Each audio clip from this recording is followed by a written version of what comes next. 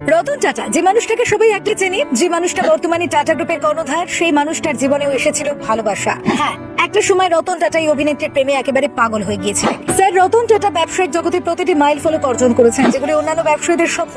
1991 সালে টাটা গ্রুপের চেয়ারম্যানের পদ গ্রহণ করার পর কোম্পানির রাজস্ব 40 গুণ বৃদ্ধি পায় এবং মুনাফা 50 গুণে পৌঁছেছিল। রতন টাটা প্রতি বছর হাজার হাজার কোটি টাকার ট্যাক্স দেন এবং প্রচুর পরিমাণে অর্থ দানও করে থাকেন। তবে তার জীবনের সবচেয়ে বড় বিষয়টি হলো তার বিয়ে নিয়ে। আজও অনেকের মনে একই প্রশ্ন আসে যে এত সফল হওয়ার পরেও তিনি বিয়ে করলেন না কেন? তিনি কি কারো প্রেমে পড়েননি? এটা সত্যি যে রতন টাটা কাউকে বিয়ে করেননি, কিন্তু তার জীবনে এক দুবার নয়, চারবার প্রেম এসেছিল, কিন্তু একবারও বিয়ের পিঁড়িতে পৌঁছতে পারেনি। রতন টাটা যখন পড়াশোনা করে ভারতে ফিরে এসেছিলেন, তখন এক চলচ্চিত্র অভিনেত্রীর প্রেমে পড়েন, যার নাম সিমি গ্রেওয়াল। দীর্ঘদিন তারা দুজনে একে অপরকে ডেট করেছেন এবং এই বিষয়টি অভিনেত্রী নিজেই জানিয়েছিলেন।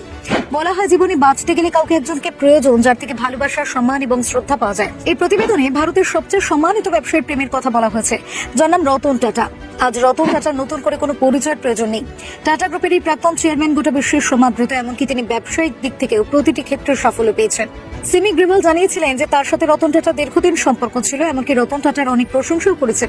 তিনি বলেছিলেন যে সে একজন নিখুঁত ব্যক্তি এবং তার অনুভূতি আশ্চর্যজনক।